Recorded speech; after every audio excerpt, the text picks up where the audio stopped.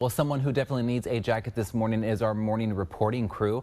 Channel 5's Cassandra Garcia and photojournalist Alette Garza are in a Las Milpas neighborhood and are joining us live this morning with some tips on staying warm and safe during this cold weather. So, Cassandra, you mentioned in our last hour that you're not a fan of this cold weather. How's it feeling out there right now? I am freezing right now. I'm definitely not cut out for this cold weather, but there's some things that you should keep in mind if you're using those space heaters. Now, these can be dangerous if they're not used properly or they malfunction, but if you follow these steps, you can avoid complications.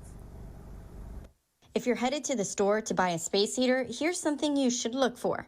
You definitely want to see that it has been verified or stamped by an accredited licensing agencies such as Underwriters Laboratory, and that's just to ensure the safety of the device. McAllen Fire Department's Public Life and Safety Officer, Dr. Lucas Garza, also says it's a good idea to buy one that has a safety shutoff switch, so if it's ever tipped over, it will shut itself off. And if you're not going to be in the same room as the space heater, he says turn it off or unplug it. Let's use the device when we really need to use the device. Let's not have it running 24/7. Let's not have it unsupervised. The space heater should also be out of the reach of children or pets so they don't accidentally burn themselves. And keep it within a safe, recommended distance from anything that can catch fire. You want to make sure that there's no combustibles within 3 feet.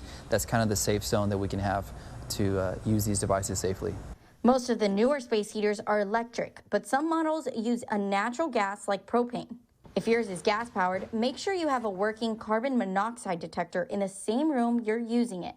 Should there be a carbon monoxide leak from our device that we're using, it is an odorless gas. It's very dangerous, and so because of that, if we're in a closed room or an office or a house, the dangers would be ultimately unconsciousness, if not worse, for the health of that person. And if you notice anyone feeling dizzy, faint, walking funny, or they're unconscious while a space heater is in use, it could be a sign there's a carbon monoxide leak that's gone undetected. So here's what you should do. Shut off the device, call 911, wait for guidance on that, and let's send help on the way, and let's get everybody outside.